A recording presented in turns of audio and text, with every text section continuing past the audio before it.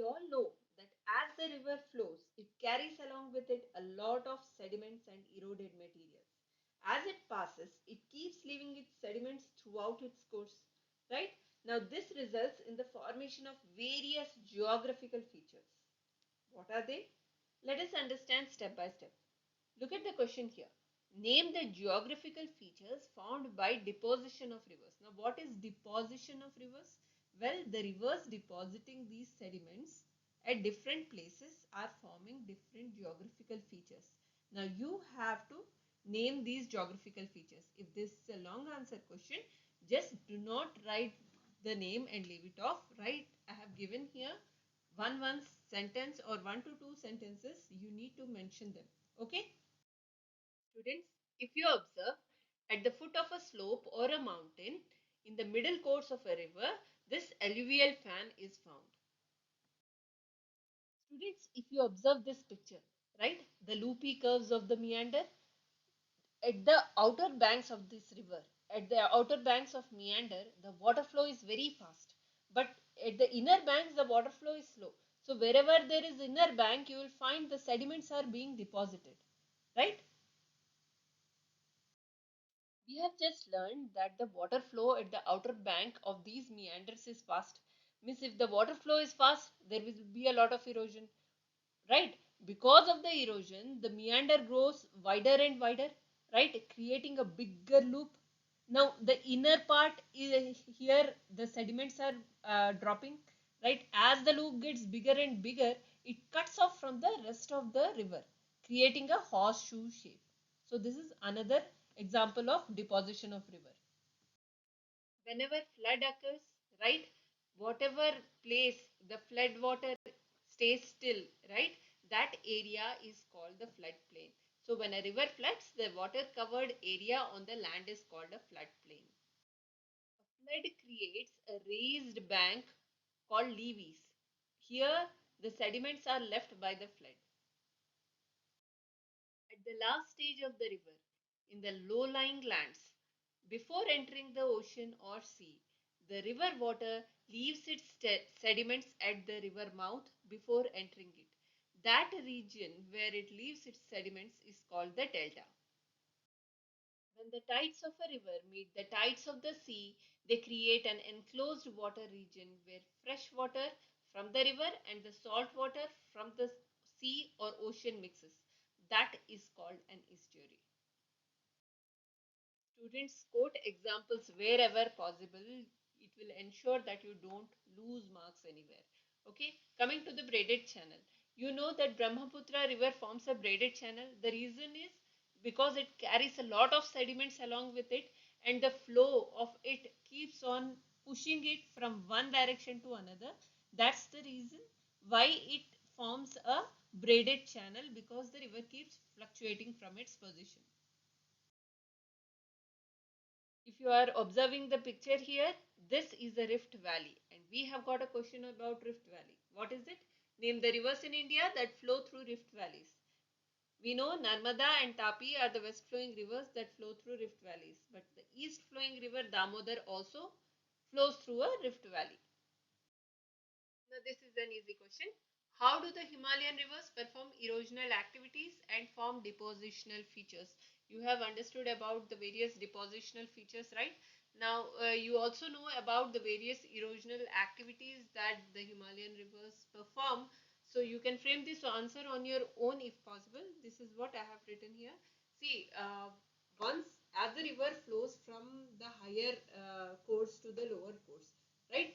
As it flows down, the speed, the current of that river is very fast, right, which leads to soil erosion, right, rocks break in that process.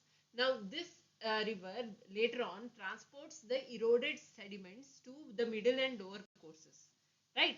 Now the absence of slope in the middle and lower courses here and there causes deposition, hence features like alluvial fan, meanders, oxbow lake, etc. are formed. Hope this is clear to you. Yeah. This question will make you laugh. What is the main and basic problem of Indian rivers? Well, Indian rivers don't have any problem. It is we who are creating problem for the Indian rivers. What are they? Yes, your guess is Very much correct. We are polluting the rivers, right? Now, what is this pollution? Is that the only cause? No. Apart from pollution, we are overusing it. We are wasting a lot of it. We are throwing a lot of trash into it because of lot of population and lot of urbanization, right? There is a lot of misuse of these Indian rivers. So these are the main basic problems. Other problems we will discuss later. Now, this is not how you will represent your answer in your notebook in the exam, right? You have to write it in the form of proper sentence that the main and basic problem of Indian rivers is pollution, and it is caused by the discharge of untreated sewage, industrial waste, and agricultural runoffs. The second point is overuse and depletion of water resources due to urbanization and industrialization. Urbanization and industrialization will come in to understand in the next step. Okay, first let's move on with this answer. Now, what are the effects of it? Now, the discharge of untreated sewage and industrial waste and agricultural runoff, how is it affecting? It is impacting our health. It is causing different types of ailments and diseases. The river also loses its self cleansing capacity. Yes, you are right. This river has a capacity to self cleanse itself, at least to a section, to a certain amount of kilometers it can self cleanse itself, but we are polluting it at such an extent that it is losing its capacity to do that, right? Now, what is the effect of this overuse and depletion of water resources due to urbanization and industrialization? Due to overuse and depletion, there is water scarcity, loss of biodiversity. What is loss of biodiversity? See, water is scarce. Animals and birds and other uh, beings in the ecosystem, they don't get sufficient amount of water, right? So they will eventually die, right? Because of that, it will impact the climate also. Because not only animals, right? Even trees will die without water. So that will result in climate change with an increased frequency in the severity of floods and droughts. Now, when we don't have sufficient amount of trees, then there is a chance that severe floods may occur. The water will carry away the soil, fertile soil from the top, so that further no more trees grow. Later on, it may result in creating droughts, right? It will also affect the flow of rivers because people will drain off all the water from the rivers because water is less. We want more water, we want more water because daily consumption of human uh, for water is very high, right? And it also affects the livelihood of people, right? Urbanization, industrialization, it will affect the livelihood of people because water scarcity. What will people living near the water? They go for fishing purposes. They will face problem. People who are using water as for industrialization purposes, they will face problem, right? So all these are the result of first a discharge of untreated sewage into the water and overuse and depletion of water resources. Now trying to understand what is urbanization and industrialization. I think this picture is good enough to make it clear to you. Urbanization, more and more people are coming away from villages and people are coming here to work in the factories or industries, right? If they want to work closer to the industries, they need a place to live. They are constructing more and more houses for people. So more skyscraper buildings are coming, right? You are seeing here in the picture the trees are so small here, here, here. In other places we can't even see, right? The trees are so small and the buildings have grown quite higher. Now this results in lot of crowded atmosphere, right? And trees have also grown less oxygen will be there because of that. Apart from that, so many people, don't you think, will create lot of pollution? That's the reason urbanization and industrialization are impacting a lot on our rivers. Now that we have understood what is urbanization and industrialization, We can now answer this question. How do rapid urbanization and industrialization cause river pollution? See, excess of waste is generated because of rapid urbanization and industrialization. If no proper strategies are taken into consideration, then this industrial untreated sewage water will enter into the rivers. Now, if these all the untreated sewage water and all the chemicals, when they enter the water, will the water quality be clean? No, because all the non-biodegradable waste, all the toxins, oil spills, what will they do? They will cover the surface of the water. Means they will conceal, they will they will not allow the oxygen from the air to enter into the water, right? Because of which it will affect the life of the aquatic animals. And apart from that, forget about the aquatic animals. Animals and birds that are drinking water from these rivers, they will eventually die, right? Now we are also using that same river water, and people are not treating that water properly. Means not proper treatment is given, and they are sent through pipes in towards the houses. Then just think how many ailments and sickness we all people will get, and eventually that will affect our lives, right? So this will eventually collapse the ecosystem, right, of both water and humans. That is what rapid urbanization and industrialization will do if proper care is not taken. Got the answer? Now, this question is easy. It's all in how you are presenting the answer, right? Now, the question states that how do rivers affect the economy of a country, or state some economic benefits of rivers and lakes. Apart from the regular basis usage of human in their daily life, these rivers also help in irrigation, hydroelectric power generation, damming of the rivers, transportation, navigation, tourism purposes, for businesses purposes like fisheries and all, right? Now what do lakes do? Now lakes, they prevent flood. And how do they prevent flood? Well, during the dry season, whenever the river water is flow is very less, during that time, if they are releasing the dam water and there are lakes connected to this river, then these water flow can be channelized to these lakes as well, so that the flow is evenly maintained of the river, and it prevents the flood. Apart from that, the lakes uh, moderate the climate of the surroundings and maintain the ecosystem well. Okay, I hope this is clear. Let's move on to next question. Coming to the assertion and reasoning based question. The assertion statement says the National River Conservation Plan was launched to save lives and property. And before moving to the reasoning section, we all of a sudden realize that this is the important part of the chapter that we didn't read before coming to the exam. What should we do? In such a case, just give it a second thought, not something else. Give a second thought to the question, I mean. Okay, the statement says the National River Conservation Plan. Why does the National River needs conservation? Is the river water getting less in India? No, that's not our problem. What is the problem with the rivers? We just now understood that river water is getting polluted. So if they are trying to do something river conservation, it should be related to stopping the pollution of the rivers, right? Now, if they are trying to stop the pollution of the rivers, means the National River Conservation Plan should be abatement of river pollution. Means this was launched to clean the rivers or something of that sort.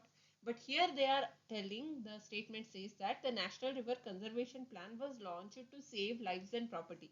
So do you think the assertion is right? No, na? So if you look at the options here, you will find that the C option and the D option have assertion as false. So the answer should be from either C or D. Now coming to the reasoning section. Linking of rivers helps water transfer from surplus to deficit basins.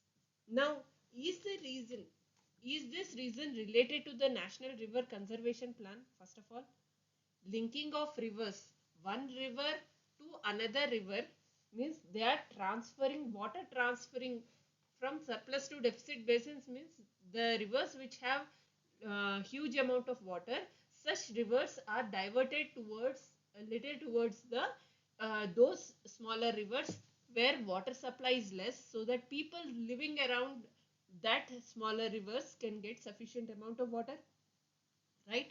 Now this can be understood as this is one of the part of the National River Conservation Plan, right? This will help in saving the life and property of the people, right? So this reasoning is understandable, but we can say with that that reasoning is true. Reasoning is true. There is nothing wrong with the reasoning. But the assertion was launched to save life and property. That is not correct. So we can say since the reasoning is true and assertion is false, we can say the C option is the correct answer to it. Right? Okay. Now let's move on to the next question.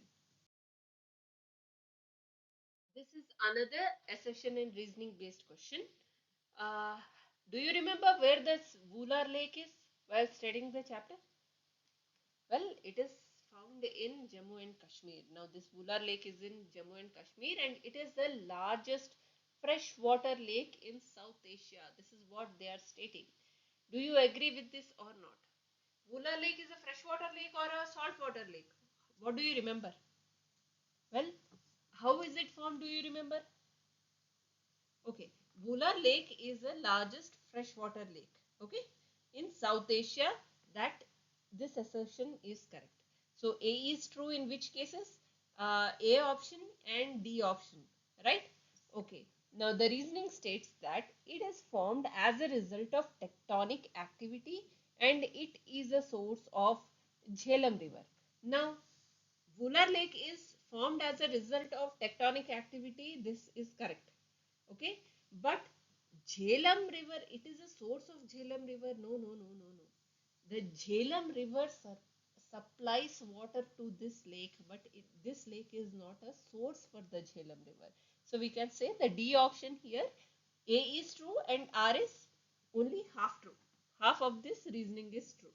The questions might come different. It is not like this, but this is just an example how you will think over a question and how you will answer that. I hope this is clear to you. Okay, now let's move on. What are some other issues that we face about rivers? One is harnessing the Himalayan rivers. Harnessing means to control something to in order to use its power.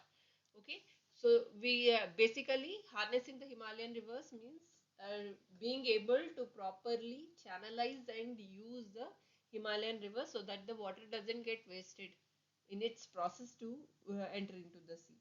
Now that's one problem. Second is flood control, drought prevention, deforestation. That's understandable with the rivers.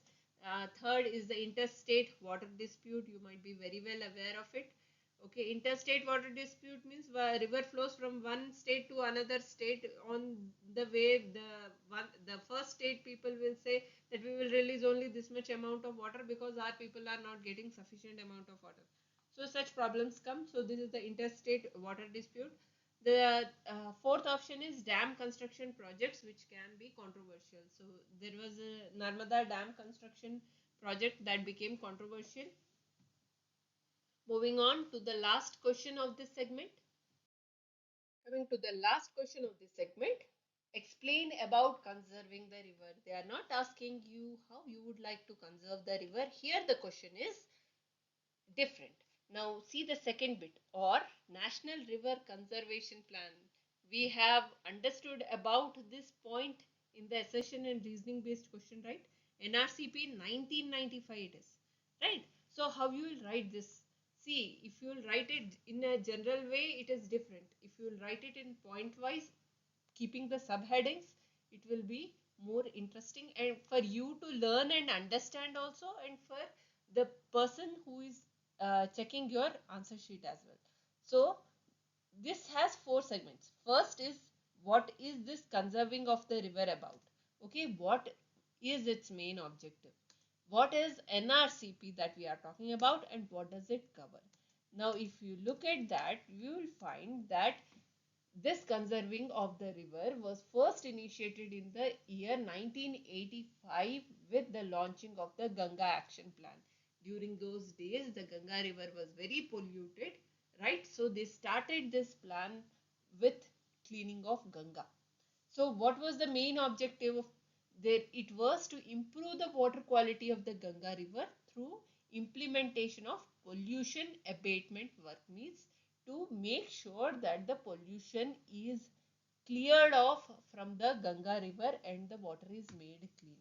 Now this process was started in the year 1985. Now NRCP, here it is written 1995. So what did NRCP do? Well, later on, the NRCP was formed. It reviewed the progress and failure of Ganga Action Plan. Based on the lessons learned and experience gained, they applied this knowledge to other major rivers of the country. You remember that reasoning part of that NRCP question? They said that in that it was written that linking of the rivers from surplus to deficit basins was done. Okay, right? So that also was a part of it. Means they applied, they learnt lessons, they gained some experience, they applied this knowledge to other major rivers of the country as well. So what did this NRCP do? What it did do? What did it cover in this process?